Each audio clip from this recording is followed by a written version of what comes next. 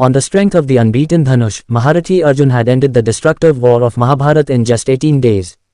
After all, what happened to the Divya Gandhi Dhanush after Arjun? Do Arjun handed the bow to his grandchildren, or Arjun took him to heaven with him, or that Gandiv still exists somewhere on our earth? It was not a simple weapon. It was created by Lord Brahma, the creator of self-creation. This was a bow, on which 108 divine cords were tied together. This bow remained near Prajapati, Devraj Indra, Somdev and Varun Dev for thousands of years.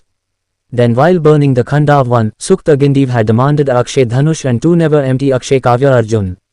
The entire Kaurav army wakes up with the tune of Das Gandhi, who had also dusted the dust of invincible texts like Bhishma, Drona and Karna.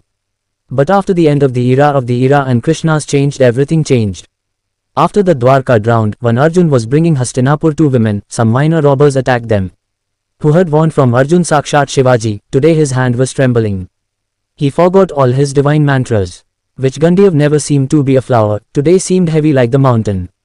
Arjun's quiver was empty and he could not save women from those minor robbers.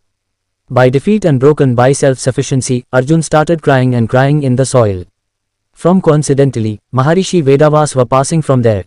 Seeing that great warrior crying in dust, Vyasji stopped. He picked up Arjun and told the greatest truth of the universe. He said, "O Arjun, your real power was not in this Gandiva, but sitting on your chariot. Now that the divine time has been completed, therefore, these weapons have also lost their effect." These words of Maharishi Dyameter opened the eyes of the Pandavas.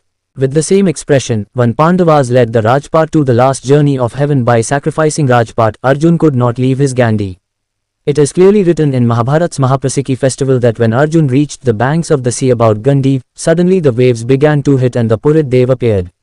Agni Dev said to Arjuna in strict words that the purpose of this bow has now been completed.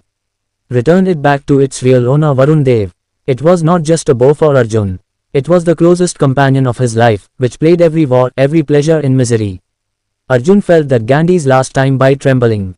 He put him from his chest and left his Divya bow with the eyes of the tears forever in the depths of the ocean, and with this, the journey of the most powerful weapon of the Dwapar era was over.